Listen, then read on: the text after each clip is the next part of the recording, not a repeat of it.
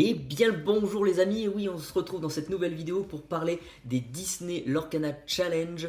Alors on a eu lors du Lorecast il y a quelques jours plein de nouvelles, hein. On a eu le fameux 7-4, du coup le retour d'Ursula qui a été dévoilé, et ils nous ont parlé un petit peu des challenges Disney Lorcana, comment ça allait se passer, etc.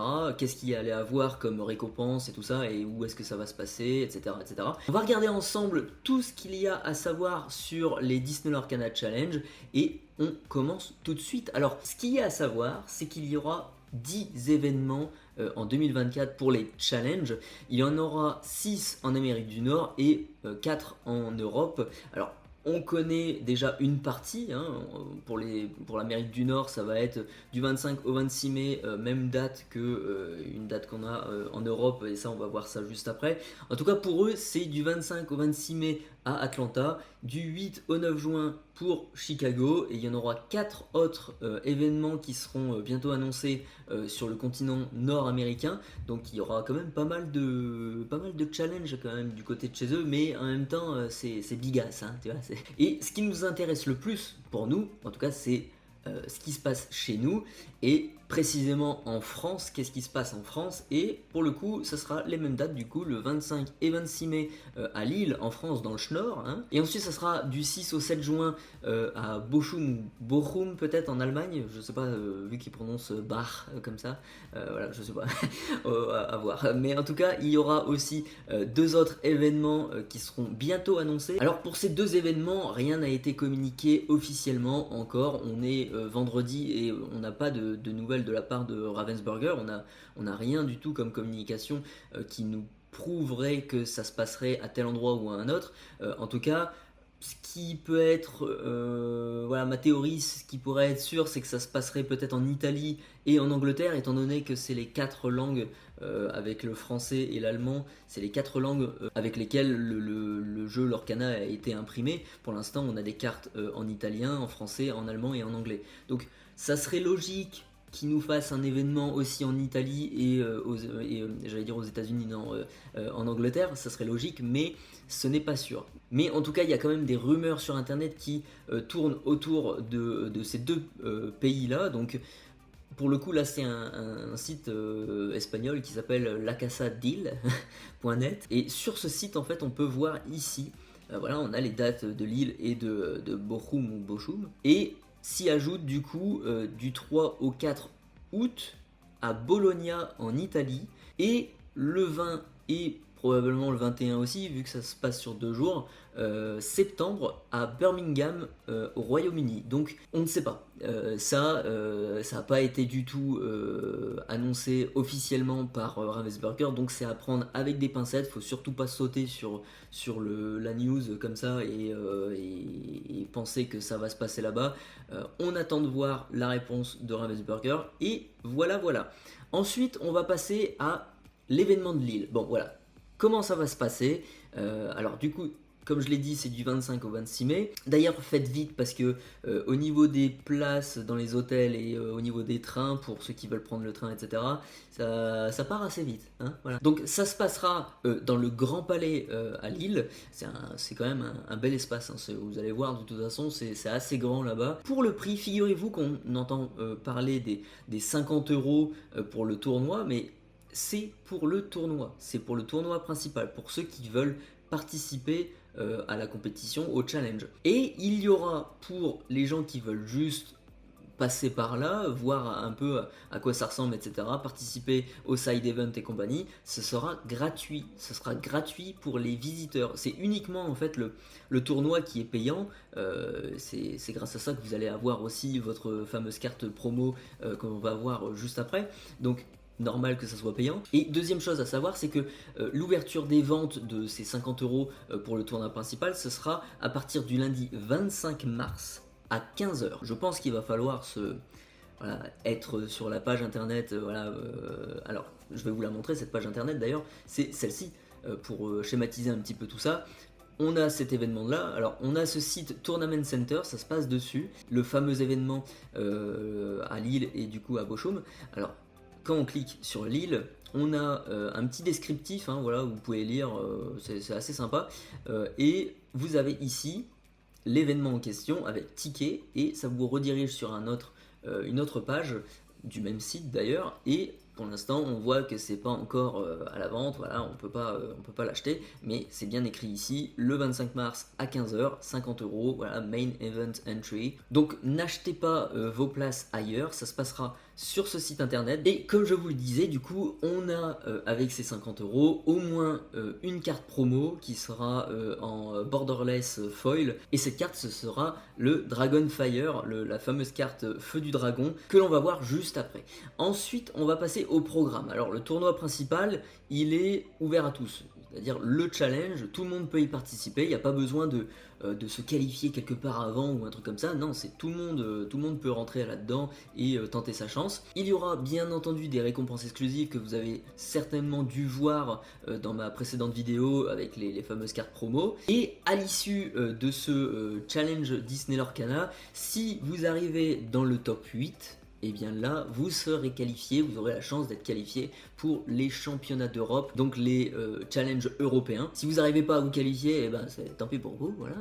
Mais malgré tout, il y a encore une petite chance. Et oui, si vous n'arrivez pas à vous qualifier dans le top 8, qui est déjà une belle performance étant donné qu'il va y avoir à peu près 500 joueurs au minimum, je pense, donc c'est quand même une très grosse performance.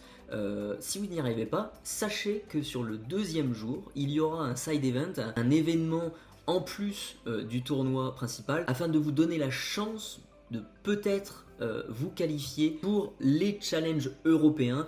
Vous avez une deuxième chance, j'ai envie de dire, le deuxième jour, donc à voir ce que ça donne, à voir ce que c'est exactement. Le Ravensburger va communiquer là-dessus très très prochainement, dans les prochains jours, en même temps que les autres événements dans l'Europe, donc on verra. Et sachez aussi qu'il y aura bien entendu des activités pour les fans Disney, et des boutiques, etc. Il y aura pas mal de choses là-bas, il n'y aura pas simplement le tournoi, donc c'est pour ça que si vous venez en touriste, j'ai envie de dire, voilà, juste pour voir comment ça se passe là-bas, sans vouloir participer au tournoi, eh bien il y aura pas mal de choses, donc c'est plutôt intéressant. Alors pour le premier jour, ça commence à 9h du matin, le début du tournoi, ça se passera en ronde suisse, alors en 2 matchs, ce sera des BO2, enfin c'est pas vraiment comme ça qu'ils aiment l'appeler, c'est pas des BO2 à proprement parler, c'est tout simplement des rounds à 2 matchs. On va en parler juste après pour ces fameux BO2, mais en tout cas sachez que voilà, le premier jour ce sera pour se qualifier dans le top 32. Si vous êtes dans le top 32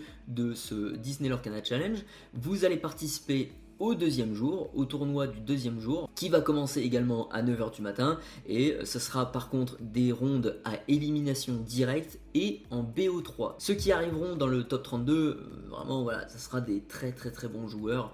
Je pense qu'il y aura une histoire avec les points, on va en parler un petit peu après, comment ça va marcher, ces points gagnés lors de ces rounds. On va voir juste avant les récompenses, qu'on a déjà vu dans une vidéo précédente, mais en tout cas, voilà, tous les participants du tournoi recevront cette carte promo qui est déjà très belle, et ne pas oublier qu'elles sont foil, ce sont des cartes foil.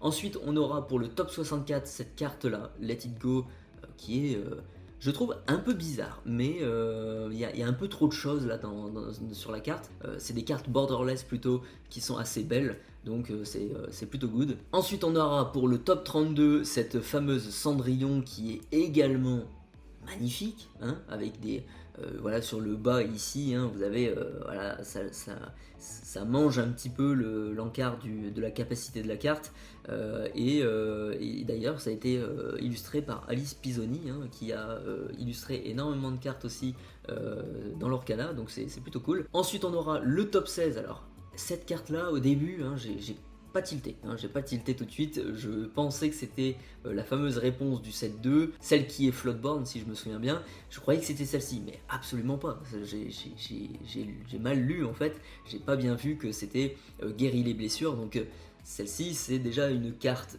de base, voilà, qui vaut 30 € à peu près aujourd'hui, je pense que ça a un petit peu baissé, mais celle-ci, voilà, ça va être une carte qui va coûter extrêmement cher pour ceux qui voudront la vendre en tout cas, ou l'obtenir. C'est une très très belle carte. Et ensuite pour le top 8, eh bien les joueurs du top 8 recevront ce playmat, et bien sûr toutes les récompenses juste avant, mais ce playmat c'est un playmat magnifique. Et figurez-vous qu'il est foil. Alors le terme en anglais je crois que c'est holographic foil, ça sera peut-être un petit peu différent, je ne sais pas. Et pour vous donner une petite idée, moi j'ai un tapis de Magic qui est holographic foil justement, et comme vous pouvez le voir, voilà, ça fait des petites paillettes, ou en tout cas voilà, à la lumière blanche en tout cas ça fait ce rendu là. Mais honnêtement, si vous le mettez à la lumière, vous allez voir que ça fait un petit peu voilà, un foil classique, hein, un foil un peu arc-en-ciel. Moi je le vois là, à l'œil nu là comme ça, qu'il y a cet effet un petit peu arc-en-ciel, un petit peu multicolore. Donc c'est des très très beaux tapis. Donc j'espère qu'on pourra le voir, hein, même si on participe pas au deuxième jour, ou en tout cas si on n'est pas dans le top 32 déjà. Voilà, j'espère qu'on pourra au minimum le voir dans une petite vitrine ou un truc comme ça serait plutôt cool. Et on a du coup là une carte, ça va être une pièce de collection ce truc là pour le top 4, donc ça va être des très très gros joueurs, hein, déjà tous les joueurs du top 8 seront qualifiés pour les championnats, pour les challenges européens, donc ce sera forcément des très grands joueurs. Et le top 4 du coup recevront une carte promo serialized de Mickey Mouse Brave Little Tyler. Alors cette carte serialized, c'est tout simplement, c'est une carte numérotée. Et ce numéro, ce sera le numéro de la carte qui sera spécifique et exclusif au numéro du joueur. Je pense le numéro du joueur peut-être sur Millie, peut-être, hein, ce fameux numéro. Et c'est plutôt cool, au lieu d'avoir juste écrit 1 sur 40, parce que il y aura, selon mes calculs du coup, 40 exemplaires de cette carte dans le monde. Au lieu d'avoir mis du coup voilà numéro 1 sur 40, ben là ça sera vraiment le numéro du joueur, et du coup grâce à ça on pourra tracer un petit peu qui a gagné cette carte et à quel endroit. Donc ça c'est une très bonne idée quand même d'avoir fait ça au niveau de cette carte. Et enfin le top 1 et 2, du coup ces deux meilleurs joueurs, ceux qui seront en finale de ce challenge Disney Lorcana, eux ils recevront bien entendu tout le package, hein, qu'on a vu, hein, voilà, ils recevront tout ça.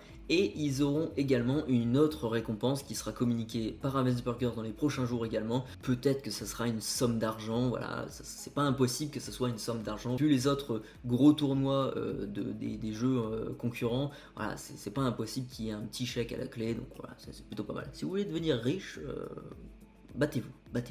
Alors maintenant on va voir qu'est-ce que c'est ce système de round à 2 matchs, hein. C'est le système qu'a créé Ravensburger pour cet événement, pour cette challenge, pour son circuit compétitif. Et ce nouveau système en fait, ça va être du coup 2 matchs. Voilà, vous allez avoir votre adversaire devant vous, vous allez tirer au hasard avec un dé ou un truc comme ça qui va commencer en premier. La personne qui gagne le toss justement va décider si elle veut commencer en premier sur la première partie ou sur la deuxième partie. Vous allez forcément commencer un match en premier sur l'une des 2 parties.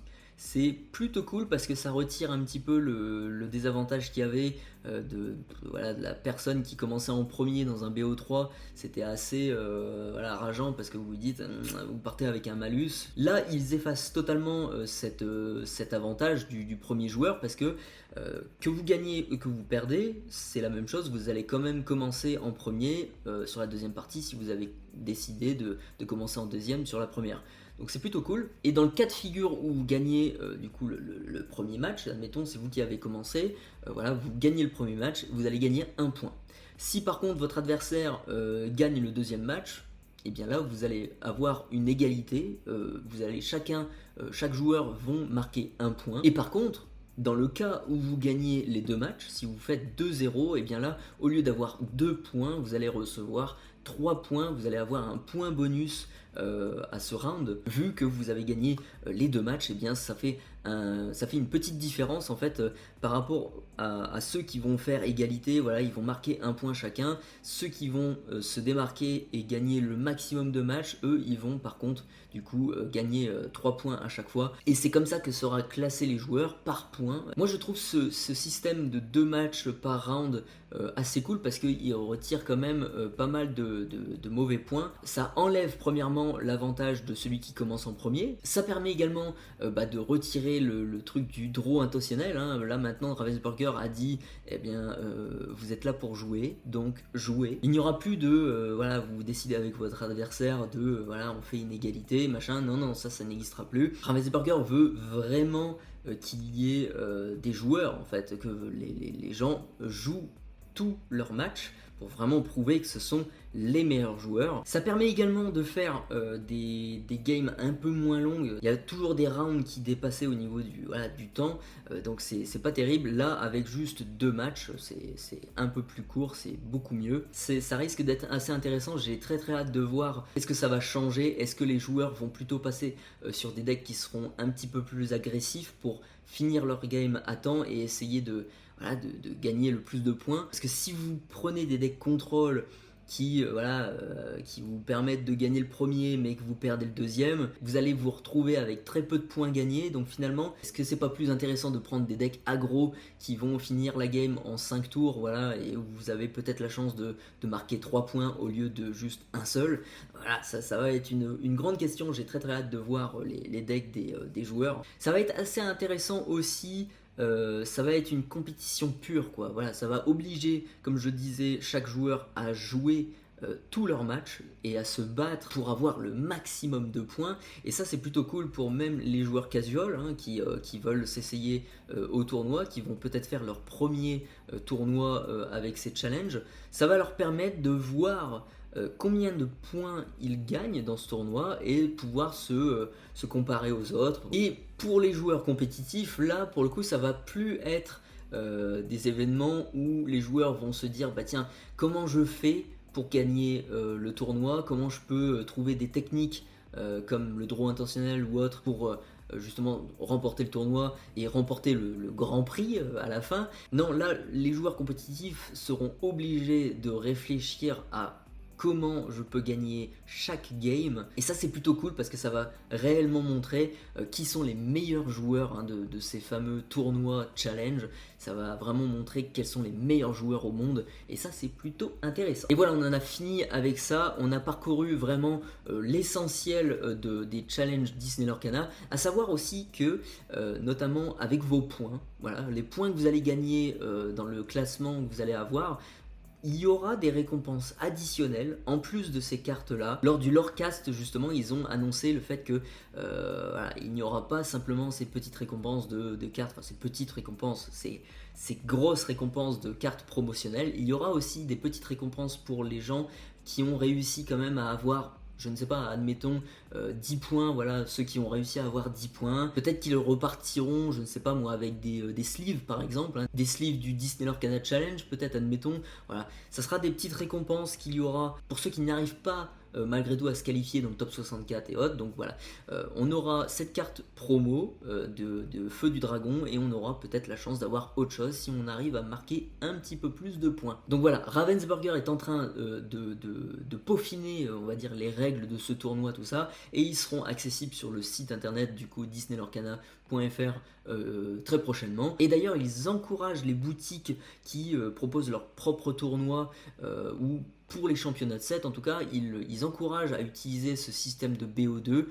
Il y aura un système, voilà, un software qui sera déployé, je pense, par Ravensburger pour pouvoir l'utiliser, ce nouveau système de round à 2 matchs. Donc voilà, à suivre tout ça. Moi, je vous remercie d'avoir regardé cette vidéo jusqu'à la fin. J'espère que j'ai été clair pour vous concernant tous ces détails du Disney Lorcana Challenge. Si vous avez aimé la vidéo, moi je vous invite à laisser un pouce vers le haut, de partager la vidéo et surtout de vous abonner. Et d'ailleurs, je remercie énormément tous ceux qui sont abonnés à ma chaîne actuellement. Et d'ailleurs, dites-moi dans les commentaires si vous allez participer au challenge à Lille ou en Allemagne. Je serais très curieux de savoir si vous allez y aller, parce que moi j'y vais. Moi je serai présent au challenge de Lille, donc peut-être qu'on se croisera là-bas. Sur ce, prenez soin de vous et à tantôt.